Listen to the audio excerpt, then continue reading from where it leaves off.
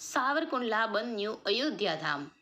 5000 ભાવિકોના ગગનભેદી હનુમાન ચાલીસાના ગાન સાથે નીકળી સૌરાષ્ટ્રની સૌથી વિરાટ શોભાયાત્રા। રજવાડી ઠાઠ સાથે પ્રભુ શ્રીરામ નગરચર્યાએ નીકળ્યા। શ્રદ્ધા અને સંસ્કૃતિનો અદ્ભુત સંગમ। ચૈત્ર સુદ નોમ એટલે કે મર્યાદા પુરુષોત્તમ ભગવાન શ્રીરામનો પ્રાગટ્ય મહોત્સવ। આ પાવન અવસરે સાવરકુંડલા નગરી સાક્ષાત અયોધ્યા ધામમાં પરિવર્તિત થઈ હોય તેવો ભક્તિમય માહોલ જોવા મળ્યો હતો। 1972થી અવિરત ચાલતી પરંપરા મુજબ આ વર્ષે પણ શ્રીરામ જન્મોત્સવ સમિતિ દ્વારા આયોજિત શોભાયાત્રાએ ભવ્યતાના તમામ સીમાચિહ્નો અંકિત કર્યા હતા। શોભાયાત્રાનું મુખ્ય આકર્ષણ પ્રભુ શ્રીરામનો રજવાડી રથ અને કલાત્મક રીતે શણગારેલા ટ્રેક્ટરોની ઝાંખીઓ રહી હતી। ઢોલ નગારાના તાલે અને કેસરિયા ધ્વજની લહેરાતી પતાકાઓ વચ્ચે જ્યારે પ્રભુ નગરચર્યાએ નીકળ્યા ત્યારે માનવ મહેરામણ ઉમટી પડ્યું હતું। ગગનભેદી શંખનાદ અને જય શ્રીરામના ગુંજારવથી વાતાવરણ આધ્યાત્મિક ઉર્જાથી ભરાઈ ગયું હતું। આ મહોત્સવની સૌથી દિવ્ય ક્ષણ 5000થી વધુ શ્રદ્ધાળુઓ દ્વારા કરવામાં આવેલા સામૂહિક હનુમાન ચાલીસાના પાઠ હતા। એક સાથે ગુંજી ઉઠેલા મંત્રોચ્ચારે ઉપસ્થિત સૌ કોઈને મંત્રમુગ્ધ કરી દીધા હતા। આ સમૂહ ગાન સાવરકુંડલાની એકતા અને અતૂટ શ્રદ્ધાનું પ્રતીક બન્યું હતું। આ શોભાયાત્રા ચુસ્ત પોલીસ બંદોબસ્ત અને સ્વયંસેવકોના શિસ્તબદ્ધ સંચાલન હેઠળ આ વિરાટ શોભાયાત્રા અત્યંત શાંતિપૂર્ણ અને ઉત્સાહજનક માહોલમાં સંપન્ન થઈ હતી। નગરના વિવિધ માર્ગો પર સ્થાનિક અગ્રણીઓ અને સામાજિક સંગઠનો દ્વારા શોભાયાત્રાનું પુષ્પવર્ષા સાથે ભવ્ય સ્વાગત કરવામાં આવ્યું હતું। શ્રી રામ જન્મોત્સવ સમિતિએ આ ધર્મોત્સવને સફળ બનાવવા બદલ તમામ નગરજનો અને વહીવટી તંત્રનો હૃદયપૂર્વક આભાર વ્યક્ત કર્યો હતો। રિપોર્ટર રજાક જાખરા, સાવરકુંડલા।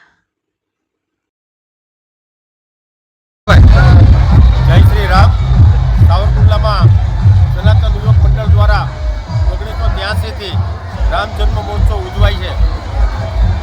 આખા સૌરાષ્ટ્રભરની અંદર સૌથી મોટી શોભાયાત્રા હોય તો ફક્ત ને ફક્ત સાવરકુંડલાની રામનવમીની શોભાયાત્રા છે। આ શોભાયાત્રામાં સાવરકુંડલાના તમામ લોકો વેપાર રોજગાર બંધ રાખી અને સવારમાંથી રામ ભગવાનના આગમનની તૈયારી કરતા હોય। બપોરના 2 વાગ્યાનો 50થી 60 ડિગ્રી જેવો તાપ હોય છતાં સાવરકુંડલાની પબ્લિક આમાં રંગે ચંગે જોડાય છે અને સર્વે હિન્દુ ભાઈઓ આમાં સાથ સહકાર આપે છે। અને તમે જોઈ શકો છો સાંસ્કૃતિક વેશભૂષાઓ અલગ અલગ પ્રકારના વેશભૂષાઓ કરી અને લોકો એમાં આવતા હોય છે। આપ સર્વે જોડાણા તે બદલ આપ સર્વેનો ખૂબ ખૂબ આભાર। જય શ્રી રામ। પવિત્ર રામનવમીના દિવસે સર્વ ધર્મ પ્રેમીઓને રામનવમીની શુભેચ્છા આપું છું। સાથે સાથે ભવ્ય શોભાયાત્રા જે વર્ષોથી સાવરકુંડલાની અંદર નીકળી રહી છે અને લોકોમાં થનગનાટ હોય છે, એક ઉમળકો હોય છે। ભગવાન રામનો આજનો દિવસ એ હિન્દુ ધર્મની અંદર સૌથી મોટો દિવસ ગણાતો હોય ત્યારે સર્વ ધર્મ પ્રેમીઓને જનતાની શુભકામના। આજ રોજ સાવરકુંડલામાં રામનવમીની જે ભવ્ય શોભાયાત્રા નીકળનારી છે તે અનુસંધાને સાવરકુંડલા ડિવિઝન દ્વારા તેમજ અમરેલી જિલ્લાના જે અધિકારીઓ છે એ અહીંયા અપોઇન્ટ થયેલા છે। એની સાથે સાથે પોલીસ છે એના તરફથી એલસીબી અને એસઓજીની ટીમો પણ હાજર છે। એની સાથે અમારા દ્વારા જે ડ્રોનની ટીમ છે, વજ્રના વ્હીકલ છે, બધા પણ મૂકવામાં આવેલા છે અને લોકલ થાણાના અધિકારીઓનો છે એમનો દરેક પોઈન્ટ ઉપર બંદોબસ્ત મૂકવામાં આવેલો છે અને ખૂબ શાંતિપૂર્ણ વાતાવરણમાં આજની જે શોભાયાત્રા છે એની ઉજવણી થઈ રહી છે। કરોડો સનાતનીઓના શ્રદ્ધાનું કેન્દ્ર ભગવાન રામનો આજે જન્મ દિવસ છે। રામનવમીનો જાણીતો તહેવાર હિન્દુ ધર્મની અંદર સૌથી મોટો તહેવાર છે। સાવરકુંડલામાં સ્વયંભૂ રીતે જે પ્રકારે દર વર્ષની પરંપરા છે એ રીતે આજે માનવ મહેરામણ ઉભરાયો છે। લોકોનામાં ઉત્સાહ પણ છે કે ભગવાન રામ આરાધ્ય દેવનો જન્મદિવસ હોય ત્યારે કેમ કોઈ પોતાની ખુશી વ્યક્ત ન કરી શકે। એટલા માટે હું એમ માનું છું કે સાવરકુંડલાની બજારો આજે સાંકડી પડે છે, એવો જનસેલાબ આજે ઉભરાયો છે।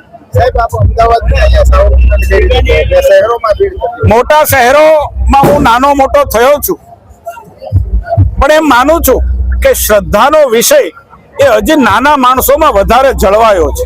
ભૌતિક સુખની આડમાં ક્યાંક ધર્મને ભૂલનારા લોકો હોય છે, પરંતુ અમારા સામાન્ય શહેરના લોકો, સામાન્ય ગામડાના લોકો આજે પણ ઈશ્વરના સહારે જીવે છે, એમાં સંપૂર્ણ શ્રદ્ધા રાખે છે.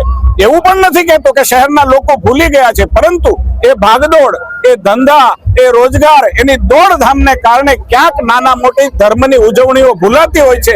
પરંતુ અમારો ગામડાનો નિર્દોષ નાગરિક ગમે તેટલી કામની વચ્ચે પણ ઈશ્વરમય હોય છે ને એના ઉત્તમ ઉદાહરણો આપણી સામે છે.